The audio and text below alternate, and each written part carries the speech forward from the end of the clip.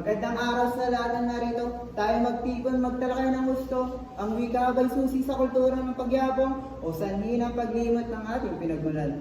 Justina at Rob maglahad ng katwiran, tatlong yugto na sagutan, ating pakinggan.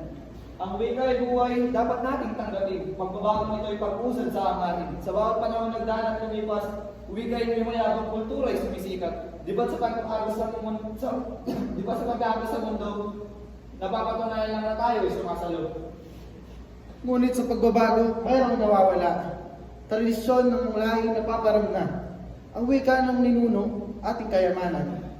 Bakit natin ito hayaang malimutan?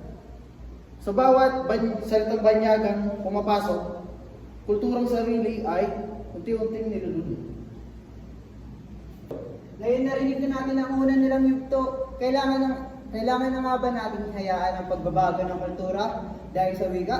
O kailangan nating panatilihin ang ating wika? Simula ng ikalawang yugto, ating pakinggan. Hindi paglimod, kundi paglawak ng isipan. Ang wika ay nagbabago sa ay ating sandigan. Bawat bagong salita ay bahagi ng pagyabong. Patunay kultura ay patuloy sa pag-usbong. Sa pag-angkop sa mundo, tayo sumasabay. Ngunit di lang ibig sabihin, pinapatay ang pangaraan. Ngunit paano ang awit, tula, salaysay? Paano ang kasaysayan? Anong ating taglay?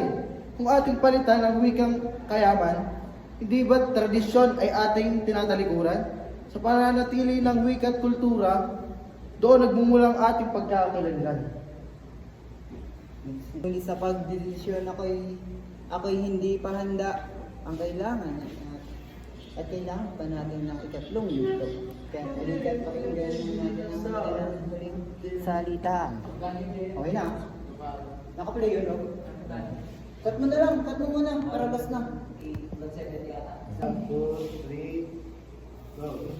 Narinig na natin ang dalawang panig. Ang bawat isa ay may dalang pag-ibig. Sa wikang kultura, ating pag-isipan. Pagbabago ba'y pag-unlad o pagkalimot sa pinagmulan? Ang sagot ay nasa ating mga puso. Pagkat wika'y kultura ay magkaugnay, kailanman ay totoo. Yun lang.